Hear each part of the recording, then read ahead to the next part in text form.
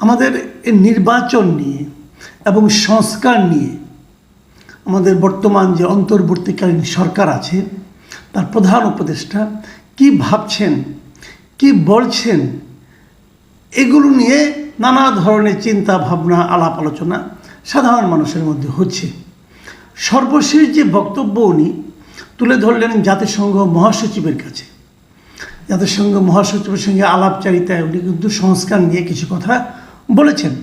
সেখানে উনি কী বলেছেন? সেখানে উনি দুটো প্যাকেজের কথা বলেছেন। একটা হলো ছোট প্যাকেজ আর একটা হলো বড় প্যাকেজ। ছোট প্যাকেজ সম্পর্কে ওনার বক্তব্যটা কি, যদি মানুষ ছোট প্যাকেজটা চায় তাহলে নির্বাচন হবে ডিসেম্বরে, আর যদি বড় প্যাকেজ চায় তাহলে হবে জুনে। এখন এ ধরনের প্যাকেজের কথা কিন্তু আমরা বিভিন্ন সময় শুনেছি। আমি যখন টেলিভিশনে চাকরি করতাম তখন টেলিভিশনেও এক ধরনের প্যাকেজ হতো। আপনারা যারা নানা ধরনের মোবাইল ফোন ইউজ করেন, এই মোবাইল ডাটা এবং যে বিভিন্ন রকম ইন্টারনেট এবং টক টাইম, এগুলোর আবার কিন্তু নানা ধরনের প্যাকেজ আছে। কিন্তু সংস্কারের যে আবার প্যাকেজ হয় এটা আমি আগে জানতাম না, উনি জানালেন। তো সংস্কারের প্যাকেজ ছোট মানে কি, এটা কিন্তু একটা বড় ঘটনা যে উনি সংস্কারটাকে একটা প্যাকেজ হিসেবে নিচ্ছেন। আর সেই প্যাকেজটা কে চাইবে ওনার কাছে? রাজনৈতিক দলগুলো চাইবে। রাজনৈতিক দলগুলো যদি তার কাছে ছোটো প্যাকেজ চায় আর বড় প্যাকেজ চান, বড় প্যাকেজ বলতে উনি কী মিন করছেন? কতটুকু হলে বড় প্যাকেজ আর কি কি না হলে সেটা ছোট প্যাকেজ হবে। তো এই যে প্যাকেজের কথা উনি বলেছেন, প্রশ্ন হচ্ছে যে গত 7 মাসে উনি কোন প্যাকেজ দিয়ে অগ্রসর হচ্ছিলেন? উনি দায়িত্ব নেওয়ার পর থেকেই কিন্তু উনি সংস্কারের কথা বলছেন যে কিছু সংস্কার করতে হবে। কার জন্য সংস্কার, কিসের সংস্কার? রাষ্ট্রের কিছু সংস্কার উনি করবেন। এদেশের মানুষ যাতে এমন একটা পরিস্থিতি তৈরি করতে পারে, এমন একটা সিস্টেম তার সামনে উনি তৈরি করতে চান যে সিস্টেমের কারণে এদেশে আর দ্বিতীয়বার ওই ধরনের স্বৈরাচারী সরকার না আসতে পারে। উনি এই কথাই কিন্তু বলেছেন, মানে সংস্কার বলতে এই মূলটাই আমাদের সামনে ঝুলানো হয়েছে, সংস্কারের মূলা। সেই সংস্কার কেমন হচ্ছে? গত 7 মাসে কতটুকু সংস্কার হয়েছে, অথবা গত 7 মাসে এই সরকার সংস্কারের পথে কতটুকু অগ্রসর হতে পেরেছে? এই প্রশ্নটা কিন্তু আমি করতে চাই, এবং করতে চাই বলে আমি ভাবলাম যে আমি একা করলে তো হবে না, দেশের মানুষও দেখি কি ধারণা করে। মানুষের তো একটা বিবেচনা বোধ আছে। দেখলাম যে মানুষ কতটুকু সংস্কার হয়েছে বলে মনে করে। আমি আজকে দুপুরে, মানে এখন থেকে ঘন্টা 2 আগে, এই জন্য আমি একটা জরিপের ব্যবস্থা করলাম আমার এই চ্যানেলে, মাত্র 2 ঘন্টায়। আমার সেখানে কি প্রশ্ন ছিল, আমি প্রশ্নটা করেছিলাম, ডক্টর ইউনূস বলেছেন মানুষ যদি দ্রুত সংস্কার চায় তাহলে এ বছরের নির্বাচন, এই বছরের ডিসেম্বরে, আর দীর্ঘমেয়াদী সংস্কার চাইলে আগামী বছরের জুনে নির্বাচন হবে। আমার প্রশ্ন ছিল, এই সরকার যেভাবে গত 7 মাসে সংস্কার কর্মকাণ্ড চালিয়েছে সেই প্রক্রিয়ায় আপনি কি সন্তুষ্ট? মানে ওনারা তো 7 মাস ধরে সংস্কার কর্মকাণ্ড চালাচ্ছেন, 7 মাসে যতটুকু অগ্রসর হয়েছে তাতে কি আপনারা সন্তুষ্ট কিনা? যদি তাতে সন্তুষ্ট না হয় তাহলে উনি আবার আগামী বছর জুন পর্যন্ত সংস্কার করবেন, তার উপর ভরসা কে রাখবে? তো উনি যদি 7 মাসে যে পারে সে অল্প থেকে কিন্তু নমুনা দেখাতে পারে, সেই নমুনাটা ওনারা যতটুকু দেখিয়েছেন তাতে কি আপনি হ্যাপি? আমি উত্তরটা কী পেয়েছি আপনাদেরকে আমি বলি। মাত্র 2 ঘন্টায় এখানে 11,000 লোক ভোট দিয়েছে, 2 ঘন্টায়, এবং 11,000 ভোটের মধ্যে 23% মানুষ বলেছে তারা খুবই সন্তুষ্ট, 13% মানুষ বলেছেন তারা মোটামুটি সন্তুষ্ট, 62% লোক বলেছেন তারা একেবারেই সন্তুষ্ট নন, আর 2% মানুষ বলেছেন তারা এই ব্যাপারে কোনো কিছু বলতে পারবেন না। তাহলে আমি যদি খুবই সন্তুষ্ট এবং মোটামুটি সন্তুষ্ট যদি এই দুটোকে যোগ করি, 23 এবং 13, তাহলে কত হয়? 36%।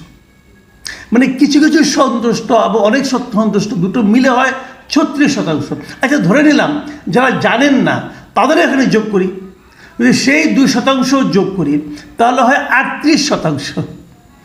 সবগুলি মিলিয়েও কিন্তু একেবারেই সন্তুষ্ট নন, তাদের চেয়ে অনেক অনেক কম। কারণ একেবারেই সন্তুষ্ট নন 62%। তো যে সংস্কার কর্মকাণ্ডের উপর ওনার যে সংস্কার কর্মকাণ্ড, তার উপর দেশের 62% মানুষই ওনার কর্মকাণ্ডে সন্তুষ্ট নন। উনি কাজটা করতে পারছেন না, তারপর সেটাকে উনি ঠেলে নিয়ে জুন পর্যন্ত নিতে চান আগামী বছরের, মানে আরও প্রায় 1.5 বছর উনি করতে আরও সময় নিতে চাচ্ছেন। মানে ওনার ভরসাটা কোথায়? মানে মোদ্দা কথা, উনি তো পারছেন না। উনি যদি পারতেন তাহলে কোনো আপত্তি ছিল না, আপনি সময় নিয়ে করেন। কিন্তু আপনি যে সংস্কার করছেন তাতে তো কিছু হচ্ছে না। ধরেন আপনি একটা খাট বানাবেন, কাঠমিস্ত্রিকে নিয়ে আসলেন, ওনাকে বললেন তুমি খাটটা বানাতে কতদিন নিবা? উনি বলল মোটামুটি খুব ভালো করে বানালে আপনার লাগবে 6 মাস অথবা 3 মাস, ধরলাম খুব ভালো করে বানালে 3 মাস, আর মোটামুটি বানালে 1 মাস। তো ভালো কথা, 3 দিন পরে আপনি দেখলেন যে এটা চেয়ারের মতো 4টা খাম্বা বানায়, এই পায়া বানাইছে। তো চেয়ারের পায়া দিয়ে কি খাটটা হবে? হবে না তো। আর চেয়ারের মতো হ্যান্ডেল বানাচ্ছেন, চেয়ারের মতো যদি ওটা বানায় তাহলে বুঝতে হবে কি উনি আসলে খাট বানাতেই জানেন না, হয়তো সময় নষ্ট করতেছেন। এখন তাকে আপনি বলেন ভাই এটা তো চেয়ার হচ্ছে, এটা তো খাট হচ্ছে না, সে যদি আপনাকে বলে আপনি 3 মাস পরে এসে দেখেন আমি এটা কী করি, আপনি কি 3 মাস পর্যন্ত অপেক্ষা করবেন নাকি কাঠমিস্ত্রি চেঞ্জ করবেন? তো আমাদের হচ্ছে ওই অবস্থা। ওনারা 7 মাসে কি করেছেন দেখুন। এইখানে এই জরিপে আমি কিছু মন্তব্য পেয়েছি, আমি এখান থেকে 2-1টা মন্তব্য আপনাদের একটু পড়ে শোনাচ্ছি। একজন লিখেছেন দ্য কম্প জাঙ্কি, এটা ছদ্মনাম হবে হয়তো বা, উনি লিখেছেন কিসের সংস্কার করেছেন গত 7 মাস? শুধু প্রশাসনিক কাঠামো পরিবর্তন ছাড়া চাকরি বাতিল, ওএসডি বদলি, মামলা, ইচ্ছামতো নতুন নিয়োগ, এইগুলোই সংস্কার ছিল।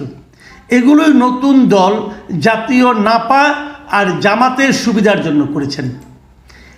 এই যে উনি যে কথাটা বললেন, এই কথাটা কি আপনি একদম উড়িয়ে দিবেন? সংস্কার বলতে কিন্তু এগুলোই হয়েছে, কিছু চেঞ্জ হয়েছে। সেই চেঞ্জগুলি কি? প্রশাসনিক কিছু সংস্কার হয়েছে, প্রচুর লোককে ওএসডি করা হয়েছে, অনেক লোককে চাকরি থেকে সরিয়ে দেওয়া হয়েছে। পুরনো যা নাকি জামাতের লোক ছিল অথবা বিএনপির লোক ছিল তাদেরকে এনে আবার এখানে চুক্তিভিত্তিক নিয়োগ দেওয়া হয়েছে। এগুলি সংস্কার। এবং যা কিছু করেছেন জাতীয় নাপা এবং জামাতের পক্ষে গেছে। জাতীয় নাপা মানে জাতীয় নাগরিক পার্টি, এনসিপি যেটাকে বলা হয়। আচ্ছা, আরেকজন লিখেছেন শরীফ আহমেদ, তিনি কি লিখেছেন? সংস্কারটা কি হইল বুঝলাম না, দেখলাম না, শুনলাম না, শুধু দেখলাম সমন্বয়করা কোটিপতি হয়েছে। ওনার এই মন্তব্য সম্পর্কে আপনি কি বলবেন? সমন্বয়কদের বিরুদ্ধে কি এই ধরনের অভিযোগ উঠছে না? উঠছে তো। তাদের জীবনযাপন, চালচলন, গাড়ি বাড়ি, বিভিন্ন রকম গাড়ির মডেল চেঞ্জ, এগুলো দেখে মানুষ যদি এই ধরনের সন্দেহ করে আপনি একদম উড়িয়ে দেবেন কিভাবে? এটা কি সংস্কার? 7 মাসে কী হলো তাহলে? আরেকজন লিখেছেন বেলিয়েভার, উনি লিখেছেন এক সময়ের স্লোগান উন্নয়ন উন্নয়ন, এখনকার জিকির সংস্কার সংস্কার, সবই টাকার লোটার ধান্দা। দেখুন ওনার বক্তব্য কিন্তু খুবই ইঙ্গিতপূর্ণ। একসময় ছিল স্লোগান যে শেখ হাসিনা খালি বলতো উন্নয়ন করছি উন্নয়ন করছি, উন্নয়ন করছে কিন্তু গণতন্ত্র দিচ্ছে না। আর এখনকার জিকির, এটা কিন্তু স্লোগান বলেন নাই, জিকির বলেছেন। কেন বলেছেন নিশ্চয়ই বুঝতে পেরেছেন। এখনকার জিকিরটা কি? সংস্কার আর সংস্কার। কিছু বললেই বলে কি আমরা সংস্কার করতেছি। জিনিসপত্রের দাম কেন কমে না, আইন শৃঙ্খলা পরিস্থিতি কেন নিয়ন্ত্রণে আসে না, বলে সংস্কার করতেছি। নির্বাচন কেন দেন না, বলে সংস্কার করতেছি। এক জটিল ধাঁধা হয়। আমরা সাধারণ মানুষের কপালে এই উন্নয়নের সংস্কার ছাড়া বোধহয় আর কিছু নাই। এর থেকে আমরা কবে কীভাবে মুক্তি পাবো বুঝতেই পারছি না। আচ্ছা, KH হাসান তিনি কি লিখেছেন? তার লেখাটা আমরা পড়ি। তিনি লিখেছেন দেশ যেভাবে চলছে তাতে আইন শৃঙ্খলা পরিস্থিতি আরও একটু ভালো করে তাকে আরও 2 বছর থাকতে হবে, না হলে যে কোনো রাজনৈতিক দল এসে ভারতের সঙ্গে পাঙ্গা নিয়ে টিকতে পারবে না, আবার আমাদের দিল্লির দাসত্ব করতে হবে। তো এই হাসান সাহেব বলতেছেন যে ডক্টর ইউনূসকে আরও 2 বছর ক্ষমতায় থাকতে দেওয়া উচিত, উনি বলতেছেন। এবং দেশ যেভাবে চলছে খালি একটু আইন শৃঙ্খলার পরিস্থিতিটা যদি ভালো করা যায় তাহলে তাকে আরও 2 বছর থাকতে দেওয়া উচিত। কারণ অন্য কোনো রাজনৈতিক দল এসে ভারতের সঙ্গে নাকি পাঙ্গা দিয়ে পারবে না, মানে ডক্টর ইউনূস সেটা ভারতের সঙ্গে পাঙ্গা দিয়ে পারছেন। এই যে কথাটা, এখানে কিন্তু সংস্কার প্রসঙ্গে উনি কথা বলেননি, আসলে উনি অন্য একটা প্রসঙ্গে চলে গেছেন।